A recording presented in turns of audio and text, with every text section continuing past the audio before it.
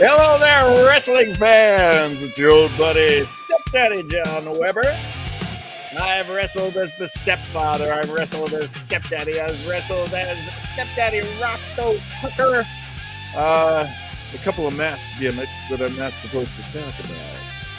But I do love professional wrestling, and so do my friends. And hey, I bet if you're watching this, you at least have a friendly relationship with professional wrestling, and maybe you want to check it out too.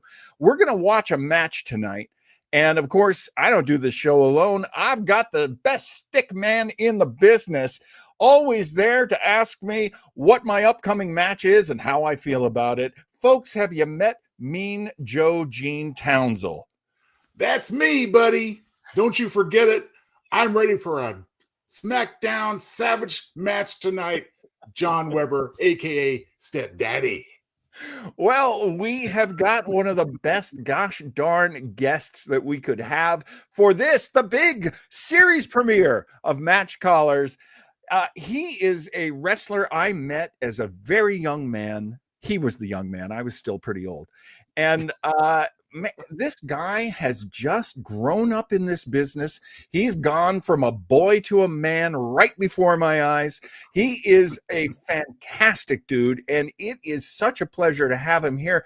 Folks, do you know Big Rube's Ruben Isglesias? Oh, yeah. Hello. Thank you for that introduction, John. I appreciate it. You're very welcome, my friend.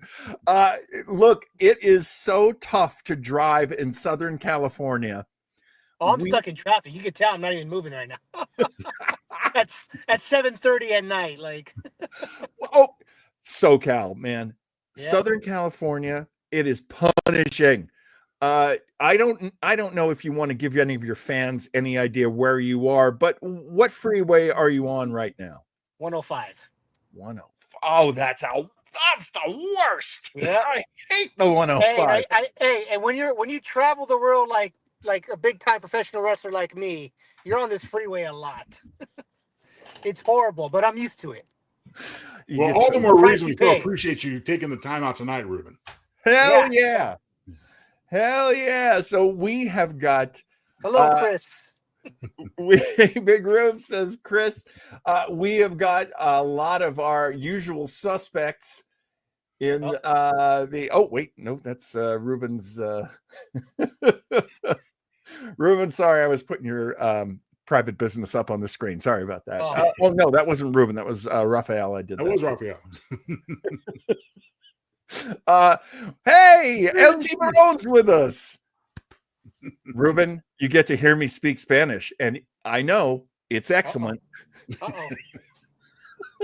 be the judge of that, huh? If I knew any Spanish, I'd say some right now. We should really get started because this is a show about calling a match. Now, the first thing I want to do is I want to set up this match, but not me. I'm not going to set it up. Bret the Hitman Hart is going to set it up. My all-time favorite. Even though I got Shawn Michaels on my shirt right now. You know something?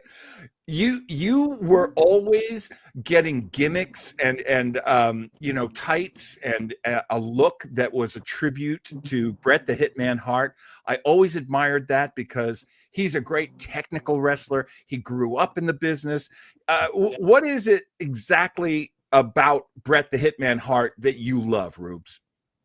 I think two things. Just his style. I love the technical style. I've always been a fan of technical wrestlers, and Bret Hart was probably the first one that caught my eye. Yeah. After that was like Kurt Angle, Chris Benoit, those type of technical wrestlers. Oh yeah. And the fact that he wore pink. When I was a kid, nobody wore pink. It wasn't cool to wear pink. Everybody, wore, black, blue. Exactly. You had Hogan with the yellow, but I didn't like yellow. I'm like, ugh, it's an ugly color. But the hot pink and black, it was a good mix. I was like, yeah, that's cool.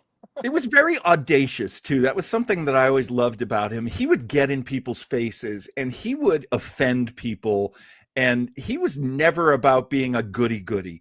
Even when he was a good guy, he still wasn't squeaky clean.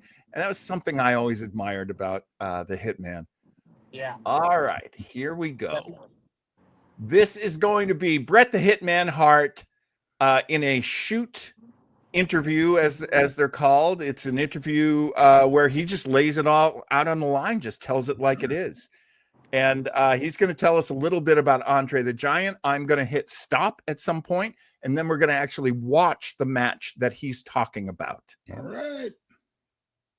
As far as working with Andre, I do have one last little story about that, is that Andre, I never worked with Andre other than Battle Royals. And I remember we flew all the way from America straight to Italy. And after we landed, we went straight from the airport right to the arena. Straight, no sleep, no hotel or anything. And which is like exhausting. I can remember it was like my feet were like rubber, my legs were like rubber. And actually, it's not safe to even wrestle like that when you have no sleep. But that was how WWE ran in those days. And anyway, I walk in the dressing room in Milan, Italy, and I look up on, this is probably about 1988. And I look up on they usually have a little sheet of paper in the dressing room with all the matchups for the card. Because sometimes there's a change in the card, so you can't go by the program. That's what, when you walk in the dressing room, that's the card. There might be changes that are made. And I walk in, it's like second match or third match on the card, Bret Hart versus Andre the Giant. And it's like, I remember like being stunned, like Bret Hart, Andre the Giant. I haven't even slept. And it's like, how kind of hell of a match am I going to have with Andre the Giant? Andre's right there in the dressing room playing cards. Andre always played crib and had like at least three magnums of really expensive red wine was part of his contract every night. He drank every single day, every night. Andre, the only fuel he had was alcohol, and red wine was his choice of poisons. And so I remember like kind of freaking out a little bit, not in a bad way, but I'm like, why am I wrestling Andre? Like, why am I wrestling you? And he's like, I don't know, and he's just playing cards. I'm going, so what are we doing? He's like, don't worry about it. And I'm like, okay, I'm not going to worry about it, but what are we doing? Like, and he wouldn't tell me. And he didn't know why, let on that he didn't know why we were wrestling either. And I'm like, almost starting to panic a little bit, but I'm trying not to show it. Like, I'm thinking, I'm a technical wrestler, I do put holes and different things on, stuff like that, but none of that works with Andre. I don't know how I'm not a big guy like Doug or, my style does not correlate very well with that match of Andre. I kept saying this, I don't know what we're going to do. And, again, I kept going to Andre, and he was just kind of playing dumb, and like he didn't know anything about it. And everybody's like, so what are we doing? Like the bell rings of the match before us, like their match is over, and it's like, we're up. What are we doing? And he's like, don't worry, I beat you with an elbow. I remember he told me he's going to do an elbow. And it's like, okay, well, how are we going to go into it? And he goes, don't worry about it. He walks out to the ring. And and I don't know how much wine he had. So I usually fear a bit. But I'm like, I don't know what the hell I'm doing. I'll tell you. And I'm like kind of freaking out because I never wrestled with Andre before. And Andre's the last guy in the world you want to piss off.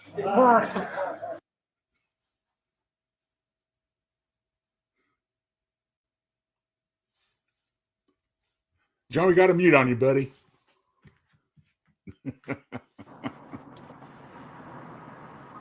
He's doing so well too, but I muted because I didn't want anyone. Oh, I thought that was it.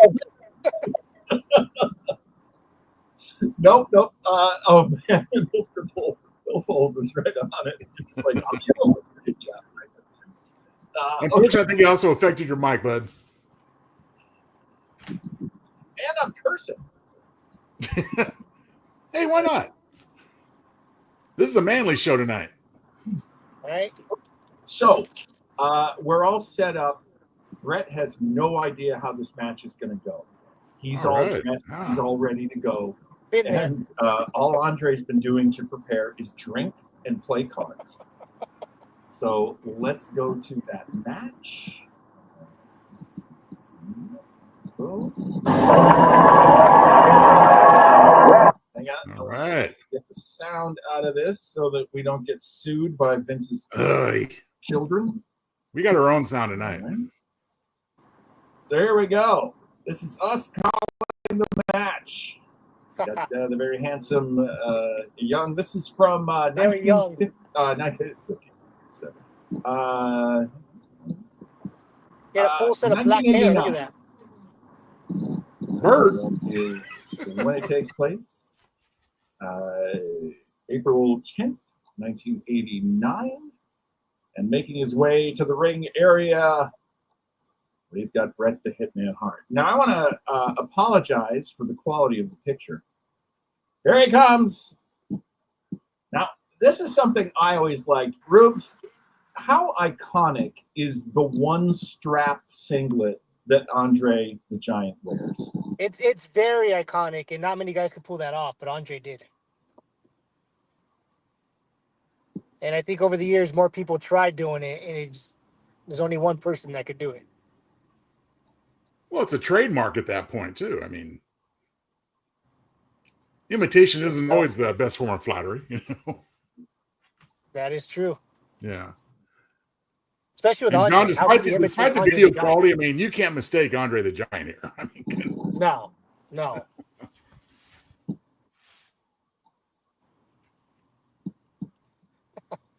Those people looked all happy. Look at them.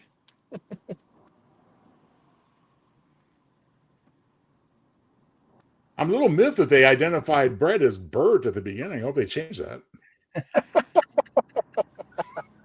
Because he's no Bert. I know that much. Oh, man. Oh, come on now, Mr. Billfold says Owen was better than Bret. Oh, come on. That's debatable. I love them both, but man, there were some matches that Owen just outshined Bret in, I would say. There is always something about the younger brother. Yeah. Yeah. He had something to prove, that's why. Exactly. Well, they were calling him the Nugget for a while. Oh, a lockup with Andre. Can you imagine? God, this is like Rocky Balboa and Thug Lips here. Little size differential. The ultimate man. All right, I'm going to see if I can find. All right, the weight that he was probably billed at was 520 pounds. Oh, my goodness. Wow. Andre the Giant, and 7 feet 4 inches was. Now, Bret the Hitman is not a tiny man by any means. Born in 1957, so he was 30 years old during this match. Oh, wow. 6 feet tall, 235, Mr. Bret Hart. Although he would measure it in kilos, being a Canadian. The Milan, Italy crowd getting behind Bret the Hitman. Not, as I said earlier, not always a good guy. Now, would Bret be considered the underdog here, or not necessarily? Believe your eyes, Mr. Townsel. Yeah, that's why I ask. Oh my God! Yes, that size difference is a nice. And Bret has no idea what's going on in this match. Right? Like they didn't discuss anything. Have you ever worked with any old veterans that did that to you, Rubes? Yes, plenty of times. I think you did that to me. Who did? I think you did that to me one time. Oh my God, maybe I did. Because I'm really really ask, John. Can you imagine? I mean, we've wrestled some pretty big guys, bigger than us in the ring. But imagine someone 500 pounds and not telling you what's going on. Well, the beautiful thing about Andre is he technically, and a lot of people would argue with me on this, but technically he's a 60s wrestler. he was still doing like running the ropes and doing drop kicks and stuff in the 1960s. Right. Lou Thez said he was one of his favorite opponents. Wow. I'm still out there looking for a Lou Thez Andre match. I don't know if I'll ever. Yeah. The crowd in Italy. Okay, so now what we're watching Andre do right now is he's beat up Bret pretty bad, and now he's jaw jacking to the audience. Rubes, how important is it for a guy in the wrestling ring? Oh, look at him! He got tied up. He's tied up, Rubes. Classic Andre. Coming back. Oh, he got hit hard by Bret. Hey, the picture just got a little bit better too. Nice. Yeah, it did. What were you asking right now, John? I was asking, how important is it that moment when somebody is on top and then he turns his back to his opponent and starts yelling at the crowd? Tell the folks what that's like, because I'm pretty sure you've done both. I'm pretty sure your opponent has been doing that after beating you a bit. And I'm sure you have turned on the crowd quite a bit when you were on top. Well, being the guy getting beaten up, the opponent, it's good because it gives you time to catch your breath. That's for sure. Absolutely. One of my favorite opponents, and I don't need to tell anybody his name, but he hit me on the outside. I'm a big guy, I was a bad guy too. So I'm on the outside of the ring. I refuse to get in. He gets up on the top rope, just lands on me, just absolutely leaps through, somersaults, lands on me, knocked the wind out of me legit. And then, God bless him, he walked around the ring, slapped hands, kissed babies, did all that champ stuff, came over to me, said, "How you doing, brother?" I was like, "Give me a minute." And he did it again. He went around the ring again, came back and took care of me. Oh my God, there's a headlock from Andre onto Bret the Hitman Hart. Well, if I'm not mistaken, a couple of minutes ago, Andre put his full 500-pound weight on Bret's chest. He did. I was talking through that. Sorry, everybody. No, I just want to make the observation now, because that's not a minor thing. That's not a minor thing at all. And with this, oh my God, with this, with this headlock he had Bret in. Oh, now he's arguing with the referee Tim White, by the way. Good old Timmy White. Timmy White. This is back when Timmy was tipping the scales. Tim White was, I think he was at the big 300 right about there. He's a big fella. Right. He looks like he weighs about 100 back next to these guys. Oh, classic bear hug. Look at that. Classic. Now, what can you do when you're in a bear hug? It's going to take some time to try to loosen this up. Trying to create space if you can.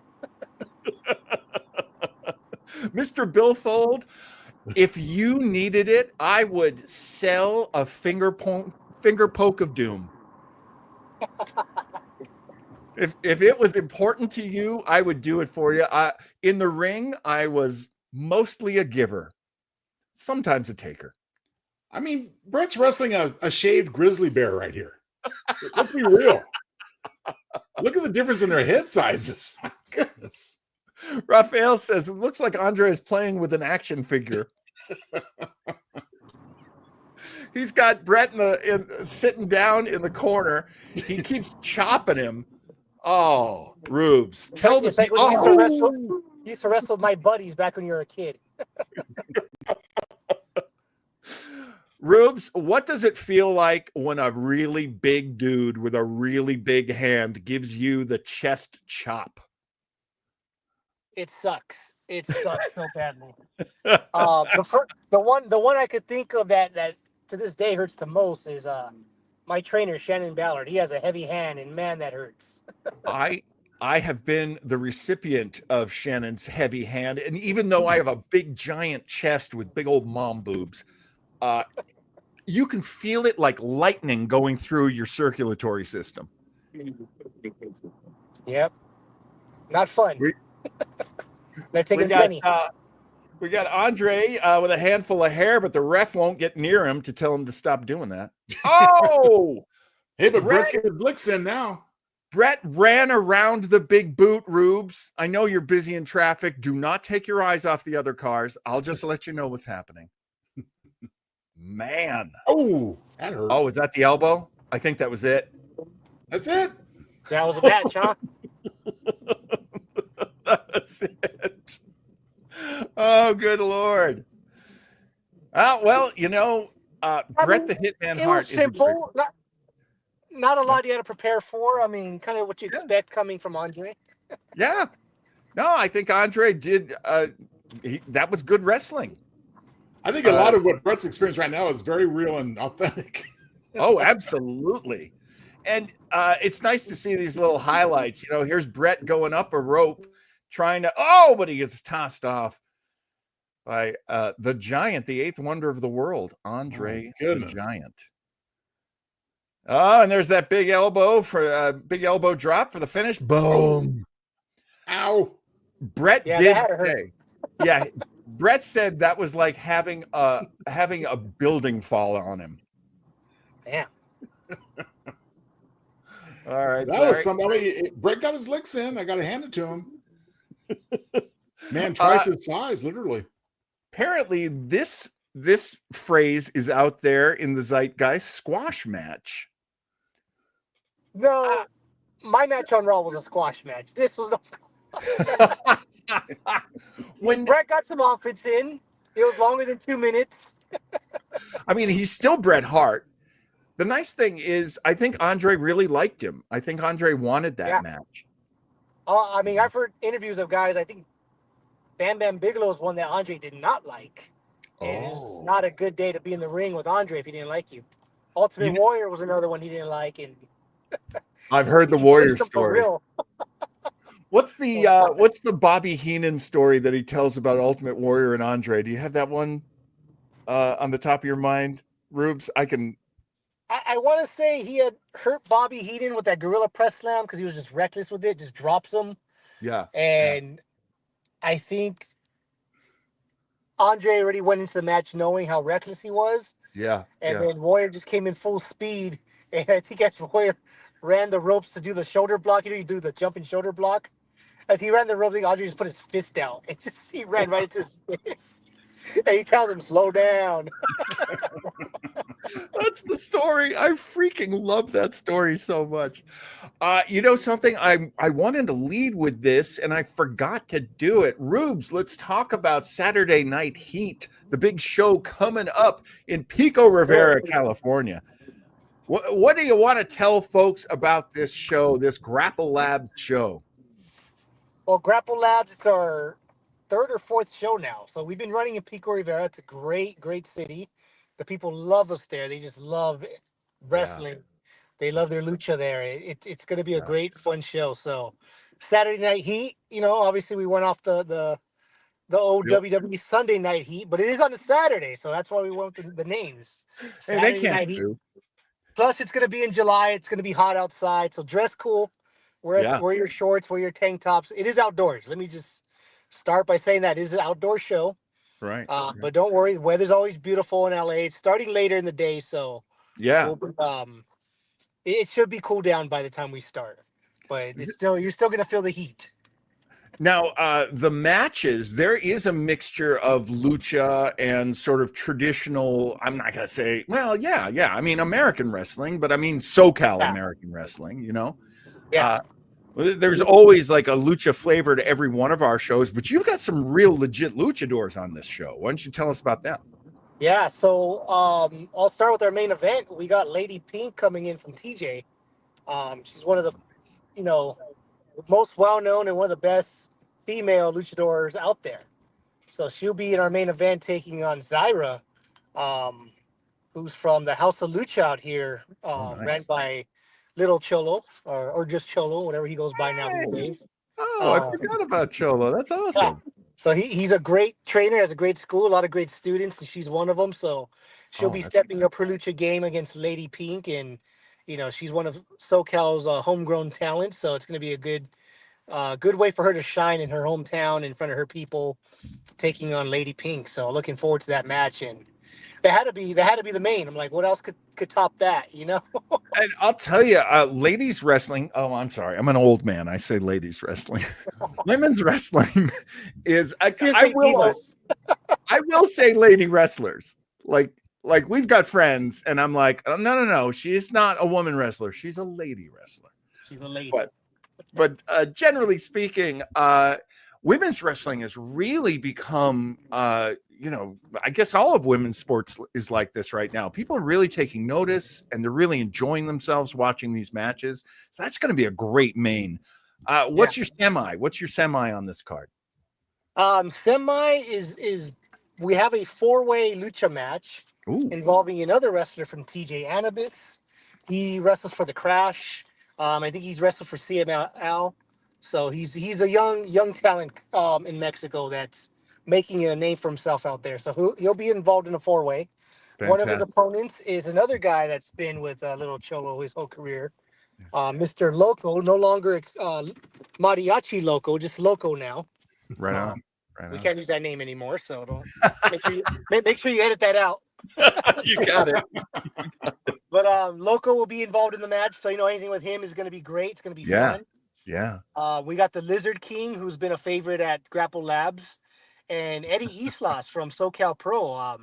He's made a name for himself out there in San Diego. And he's the crowd's least favorite. Nobody likes Eddie Islas because he likes to cheat to win. He has that old school Eddie Guerrero in him, where he lies, cheat, and steals. But we'll see if he can pull it off. He's got 3 really great luchadors he's stepping in the ring with. One of the things I love about Eddie is I don't know how many matches he had, but he's got that gimmick. You can see him on the poster. He's the guy with the yellow horns coming out of his bandana. And he had that gimmick from the very beginning. He was selling them at shows. I'm like, that kid is smart. He sells a lot of merch. He's got, as you say, he's got that anti-charisma. People love to hate him. Yeah. Kind of like with you, Big Roops. Yeah, exactly. Let's talk about I love Tortuga. He's on this show. Who is El Tortuga from SoCal Pro? He's going to be facing Hector Canales, another top lucha guy, and I don't even think these guys ever stepped in the same ring together. Seriously, wow. In different styles, so it's going to be interesting to see these two go at it. I love Hector's promo. He called out Tortuga for being a fan favorite and caring about the fans, and Hector's like, I'm not about that. I'm all about winning. He goes, that's the difference between you and I. You want fan approval, I don't. So Hector's great. He's going to take Tortuga to the limit. Hector is such a great wrestler. He, like yourself, has put so many years in great training, especially from the Ballards, like yourself. Yeah. But what an ego! His charisma, ego. His ego is up there. It's unmatched. Yeah. I'll tell you, if you're maybe thinking about going to the show and you're not sure you want to, if you get to see Hector Canales get beaten, that's one of the greatest moments in wrestling. Watching Hector live, like I said, a lot of our fans are first-time fans out in Pico Rivera. They've only been to Grapple Labz, second show, first show they're coming to. Yeah. They're gonna be in for a treat when Hector steps out of through that curtain and into the ring and gives these people a show. And of course, the kids love Tortuga, so any kid that shows up, they're gonna be screaming for the mighty Tortuga to beat Hector. They love that turtle power, man. Oh yeah. It doesn't matter what language you put it in either. People love it. Yep. I want to pass this on from our friend Rafael Rosario. He is asking, does SoCal wrestling have a different style? What would you say to that, Rubes? A different style from like what people might see on TV or what they might see in other regions of the world? I would say we have a mixture of style. I wouldn't say it's different. That's a good thing about SoCal. You got Mexico across the border, so you got people coming in with their luchador style. Yeah. New Japan has a school out here now, so you got that strong style out here now. Exactly. Yeah. Then you got a lot of old school guys that just like that old school technical, tell a story in the ring style. Yeah. But then again, we're living in the age where everybody likes to go viral, so you get those high flyers that like to jump off buildings for no reason. to get views. So a lot of mixture of styles. So That's I absolutely agree with you. One of my favorite things about any wrestling show is that there's variety. There's variety in the kinds of wrestlers, the kinds of matches. Let's talk about Sexy Chino. Yeah. I went, you know this, right, Rubes? I went to wrestling school with Sexy Chino. Yeah, that's right. You guys go way back. We go way back. And this guy is still out there wrestling. And he loves the crowd. He dances. He's sexy Chino. Who's he wrestling in this show, Rubes? The sexy Mexi, Don Caliente. So this is actually a rematch from our last show. How did that? I wasn't able to make that show. How did that work out? The last time they met. It was entertaining. It was a good match between them two. They started off just very friendly because they both love to dance. They both like to show off their sexiness. And Chino won by a roll up and I guess that pissed off Don Caliente because he reminds me of a young Hector Canales. Oh. Caliente's maybe, I would say, 1.5 years, 2 years in the business, but he has that young, because I've known Hector since day one. So he has like that year 1, year 2 of Hector charisma and style and attitude. He has that attitude of Hector where if he doesn't get his way, he gets mad. So he put the boots to Chino and beat him down after the match. So Chino's like, hey, I want Caliente again one more time. And Caliente is like, I want this dancing fool because I know I could beat him. So all right, you both want it. But let's make the rematch. So revenge for Chino. As well as a much wanted win for Don Caliente. That is a needed. hot You said it's a needed win. So I love it. I love it. I don't even want to know what's going to happen if Chino pulls it off again. I'll tell you what. If I got to jump into that ring just to protect Chino, I will, but only by throwing my body over him because I'm an old man. I can't do any of this anymore. Let me ask you about another guy I went to wrestling school with, just the veteran of veteran. Let's talk about Robbie Phoenix. What's he doing on this show, Brooks? Me and Robbie are teaming up. So Robbie and I have been tag champs twice together. And earlier this year, we lost him due to injury. I had to forfeit out of the match, and we lost the titles. And ever since then, Robbie and I have just been on a losing streak. Oh, sorry to hear that. You know, and I challenged the guy we have on our show, American Punk, for his 3P WA heavyweight title last month. Robbie was in my corner. I trained with Robbie. Nice. I tried to go out to the school, No Mercy School. Yes. Little shout out to Robbie's school in West Covina. And Robbie was in my corner, and he said by accident he tripped me. He thought Punk was running at him, and I lost the match thanks to Robbie Phoenix. So. So there's been some tension with me and Robbie, but he's got his match with Punk this Saturday. I'm going to be in Robbie's corner. Hopefully we win, get out of this funk, because we got a big match July 26th against the Krusty Crew, and they're not a team to take lightly. They're making waves. They're all over the place. They're facing the greatest tag teams in the world right now. Tell me about the Krusty Crew. What is going on with these guys? I knew Dom Kubrick's in there, right? Yeah, and Lucas Riley. And Lucas Riley, okay. So the interesting part is these guys are trained by Robbie at Santino Brothers. They've been around for a while. But these guys they put on some size and they've teamed up and they've been, winning tag titles and, facing the top teams in SoCal and all over, up and down the northern part, southern part. So right on. A good team. So we got our work cut out for us. I told Robbie, we got to get on the same page, brother. We got to bury this little tension. I know we lost the bouts. I know we're both frustrated with being on this losing streak, but it has to end July 26th. We got to beat these guys and prove that we still got it. It's not going to be easy, but I know you guys got it in you. I definitely know that. But I have to say, every time I ever saw Dom, I was like, that guy has a future in this business. He does. And if he's teamed up with another dude that trained at Santino's, oh boy, that's formidable. You guys you're fighting uphill here. Yep. Look, I don't know if anybody watching this has never been to live local wrestling, but you gotta go. It's an experience that changed my life. Very first show I ever saw, I went because I wanted to see Balls Mahoney. Out of all people, huh? Well, actually, I paid to see Jimmy the Superfly Snuka, but Balls Mahoney took the booking instead.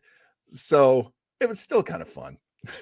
I mean, there's nothing wrong with Balls Mahoney. He actually wrestled Joe. He wrestled as Santa Claus, the opposite of Santa Claus. Really? The anti-Santa. Love it. That's right. That's right. That was a WWF gimmick, was it not?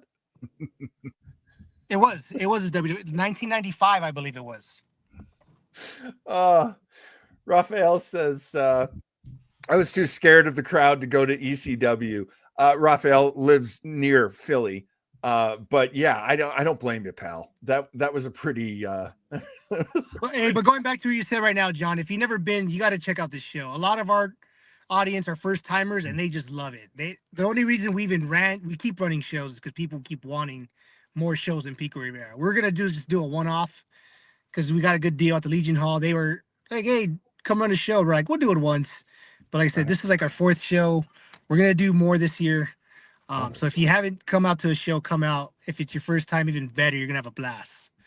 And it's for all ages. So it's for all ages. That's another thing that I always love. As you know, when I first started getting bookings, about half of my bookings were in lucha shows. And I love the whole concept of lucha libre. It's the whole family. They bring grandma. They bring all the kids. You know, the wives are there. That's why you got the sexy guys in the show, frankly. Exactly. And it's a big family event. And if I can tell you anything about Ruben Iglesias, I'm going to tell you that this guy has a strong family background. I loved meeting your parents when we would work on the shows years ago.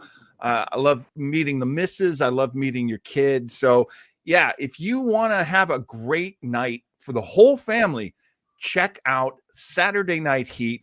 It's happening July 26th down at American Legion Hall, post 411. And Rubes, where can people find you online to get more information if they want to look at your flyers and such? Well, you could find me under Big Rubes 27. So I'm on Instagram, but follow Grapple Labz page. That's where we have everything. It's Grapple Labz 1Z, because there's another Grapple Labz page out there. This is 1Z. So Grapple Labz 1Z. Facebook and Instagram. That's where we post all the promo videos, all the flyers, match flyers, event flyers, updates. So if there's any changes, which there shouldn't be any changes for this card, but if there is any changes or any updates on the next show, all that will be on the Grapple Labz page. Rubes, I'm going to let you go. I'm so glad we could help you get home. Absolutely. Thank you. It helped with traffic, definitely. All right, John, brother. I do have I'm going to call it Mean Joe Gene Townsel's parting shot for tonight's match. Hold on. Before I leave, John, before I leave, I want to say hi, Roman. Hey, hi, Roman. Roman. Hey, pal. He's a big SpongeBob fan. The only thing he loves more than wrestling is SpongeBob. So. Oh, well, I kind of do a Patrick imitation. Hear that? Oh, he's laughing. Look at that. Look at that smile. Laugh again. Still got it. He loves that. Still got it with the kids. All right, Rubes. Thanks so much, brother. Thank you, guys. Appreciate it. Thank you. Great to meet you.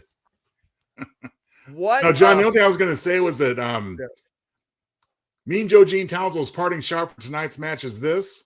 Yeah.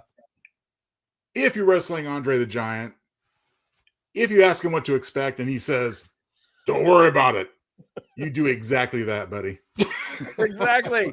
I mean, that really was the best part of the whole match was Andre took care of him. He still landed on him like a building. He still knocked the wind out of him several times, but he did take care of him. And that is a lovely thing.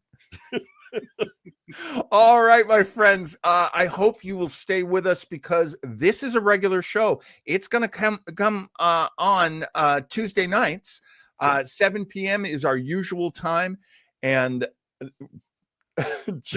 Mean Joe Gene, would you please tell people about this upcoming show that we've got next Tuesday night?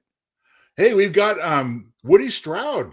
He started with the NFL, went to pro wrestling, was in film and TV. So really accomplished guy here, depicted here by our good friend Flobo Boys. And we're going to watch him take on Gorgeous George in next week's match. Gorgeous George, of course, WWE Hall of Famer. Which granted will be slapping all over the descriptions for the show. So let me apologize ahead of time that, yeah, we're trying to get WWE numbers. This is going to be a really fun time. Flobo Boyce is a big wrestling fan. He's got a lot of stories himself from going to many, many different kinds of shows, from being a professional commentator. So join us as we welcome Flobo next week, and we will be watching this amazing match between Woody and Gorgeous George. You're gonna love it. So, and may I say that I almost couldn't tell the difference once I put John's face on Gorgeous George. There's a resemblance there, my friend. Go look at the original photo; you'll see what I mean. I'll tell you, that is a lovely compliment. Thank you, thank you, sir. Because Scott, you're not kidding. Going way back, we have a lot of great matches that we can show you, and we do take the sound off so that we don't get in too much trouble. But it's going to be a lot of fun doing this show. And hey, look at us, 42 minutes. It's time to wind this up. So, hey, let me show you this. This is something I forgot to do. jknow.com.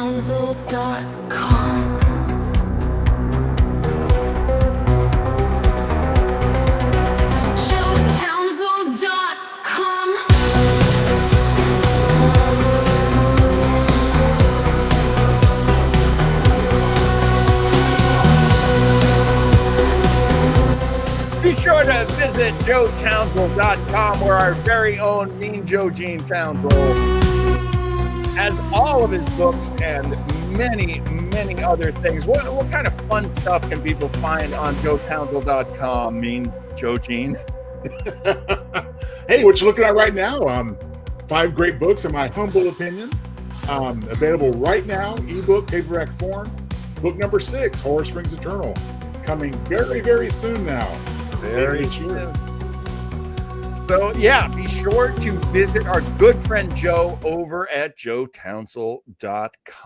And that's it. Thanks for joining us. Thanks for everybody in the chat. A thank you to Ruben Iglesias. Yes. And if you get a chance to go see this show, go see this show. And that's it. Thank you, Joe. Thank you, Stepdaddy John. Let's get out of here.